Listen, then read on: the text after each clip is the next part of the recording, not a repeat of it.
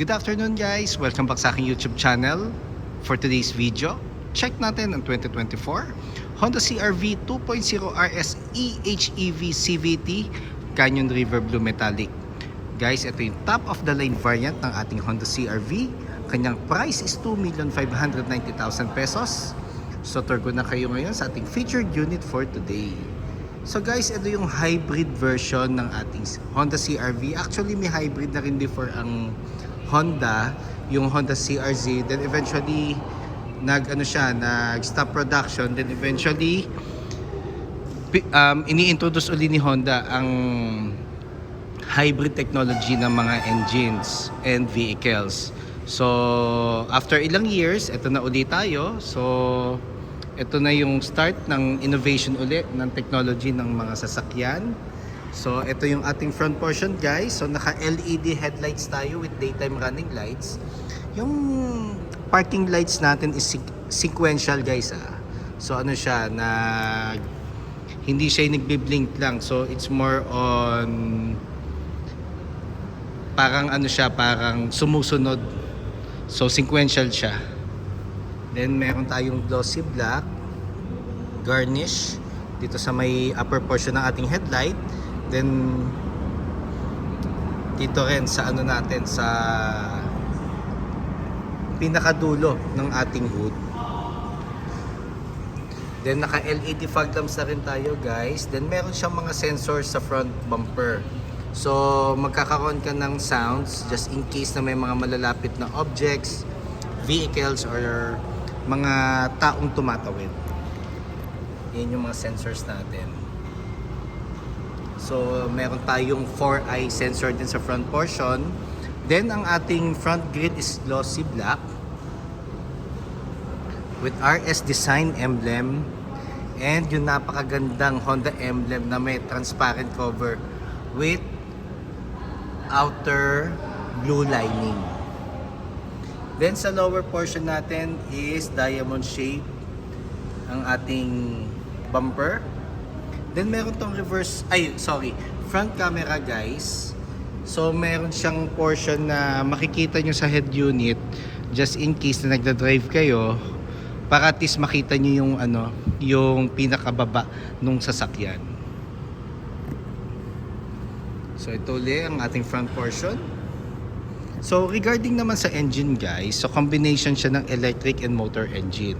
So dalawa ang makina natin. Then eventually, pag in-start natin ang sasakyan, electric engine muna magpa-function. Then ang backup palagi is yung motor engine. So meron tayong 207 horsepower, then 335 Newton meters of torque. Front wheel drive guys. So, ngayon napaka-powerful yet fuel efficient lalo ng ating sasakyan. Kasi nga hybrid technology na siya. So, doon na tayo sa stage or sa transition na hybrid to full electric. So, si Honda wala pa siyang full electric guys. So, hybrid pa lang. So, let's wait for the further announcement from Honda Philippines. So, dito naman tayo guys sa ating passenger side. So, ang kinaganda nito guys, yung mga fenders niya is body color din. Not unlike yung lower variants kasi is matte black. So, mas nagkakaroon siya ng identity. Tsaka mas nagko-complement yung fenders natin doon sa pinaka-body ng sasakyan. Kaya napakaganda niya tingnan at napakasarap sa mata. For me lang yon guys. Mas na-appreciate ko kasi. So 18-inch alloy wheels tayo. So RS design glossy black alloy wheels na 18-inch. Then ventilated disc ang ating front brakes. Then MacPherson strut ang ating suspension. Ground clearance is 198mm. Door integrated side mirrors, iwas blind spot. Then side turning lights is nandito na rin sa side mirror. Then meron tayong lane watch camera. So every time na mag-right turn tayo, titingin na tayo sa head unit. pero may option siya na i-off just in case na gusto nyo sa side mirror lang tumingin. Then meron tayong 360 camera guys. So available ang 360 camera natin for the VX variant, which is yung middle variant, and itong RS yung top of the line. Then body color ang ating door handles with smart entry guys. Then kung makikita nyo yung windows natin, isa sa nagpapalitaw ng ating mga bintana guys is yung glossy black na finish and yung chrome sa outer lane nya. Then dito naman tayo sa likod guys, solid disc brakes ang ating rear brakes, then multi-link naman ng ating suspension naman sa rear. Tapos nagko-complement din yung kulay nung alloy wheel. So pag RS kasi normally dark gray or glossy black ang ating kulay ng mga mags natin. Then meron tayong roof rail guys. And glossy black shark fin antenna. Then pag RS or top of the line or hybrid guys, meron na tayong sunroof. So si RS variant lang ang may sunroof guys. Then dito muna tayo sa back portion. Tsaka mas malaki na siya tingnan guys compared dun sa previous generation. Tsaka mas malaki yung kanyang engine bay. At mas mas pogi talaga siya tingnan ngayon. Hindi ko mas nasabing hindi pogi yung mga naunang generation, pero mas nag-improve kasi yung looks ng ating bagong Honda CR-V. Then, syempre, yung signature vertical tail lights ng ating Honda CR-V, which is kahit yung first gen tagang nakatayo or vertical style ang mga headlights niya. Then, ang ating spoiler is glossy black. Then RS emblem with EHEV emblem. So dito natin madidistinguish guys kung hybrid ba, all-wheel drive, or 4x2 or base model na CR-V ang ating nakikita sa daan. Then reverse camera, CR-V emblem. Then 4i backup sensor. Then dual pipe finisher.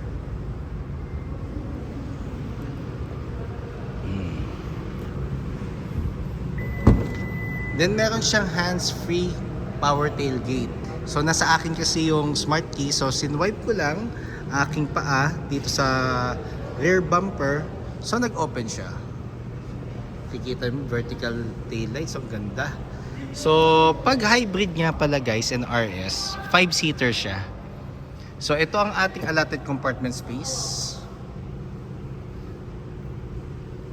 Then guys, wala siyang spare tire.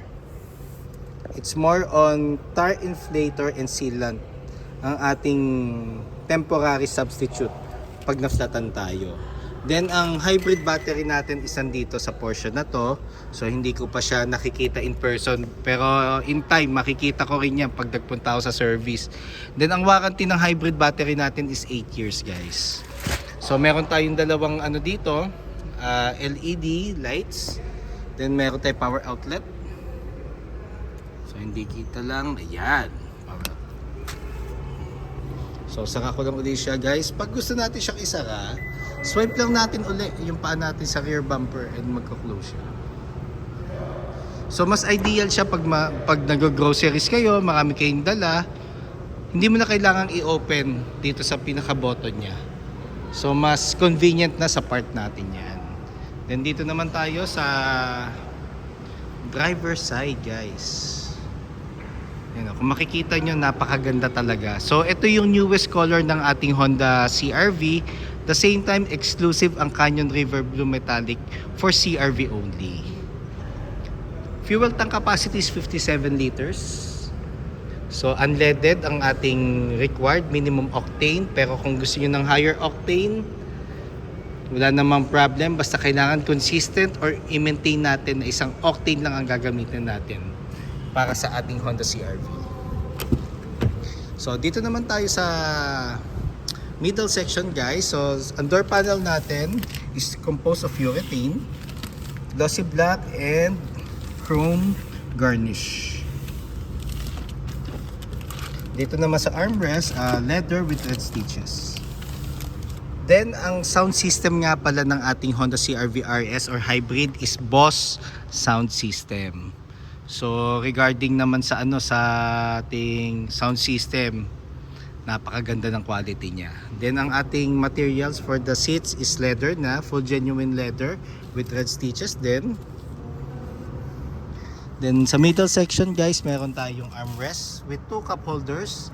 Then black ang ating ceiling. Then naka-open guys yung pinaka cover nung sunroof para at least makita nyo lang. So mas ideal siya pag gabi. Tapos makikita nyo yung stars or siguro yung full moon. Napakaganda ng view. Tsaka ang sarap mag-travel lalo na kasama mo yung family mo or yung mga closest friends mo. Then touch na ang ating dome light. So LED na siya. Then meron tayong aircon vent dito sa middle section. Then meron tayong dalawang 2 charging ports na type C. Ayan. Tapos dito naman tayo sa ating driver side guys.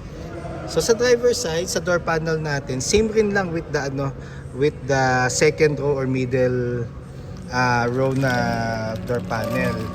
Tapos meron tayong memory seats which is yung 1 and 2. So isa-set lang natin siya.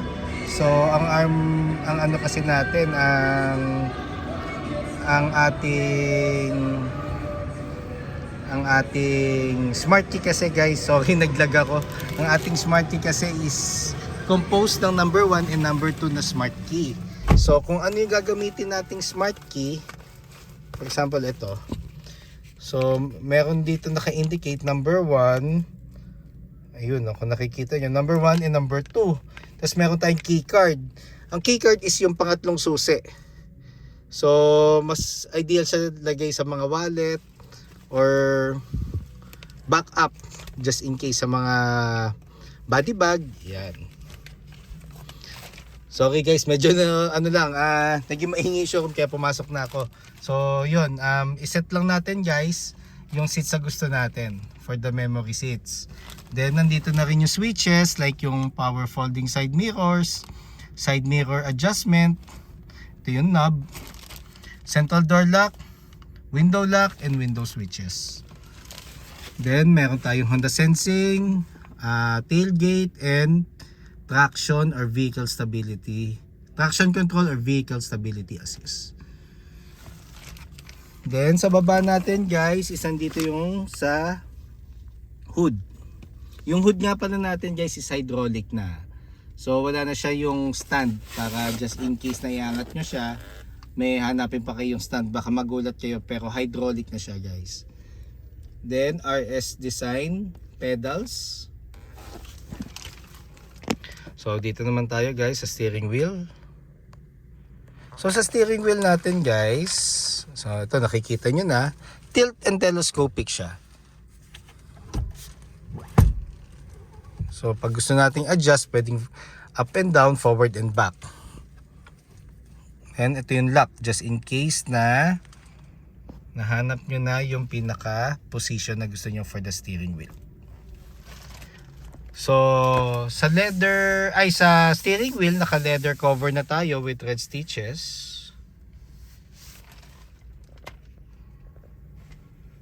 Then audio control, then cruise control and Honda Sensing controls. Then paddle shifters for the wipers and headlights and fog lamps. Then full digital touchscreen, full digital panel. Then push start button na guys . So try ko lang start guys.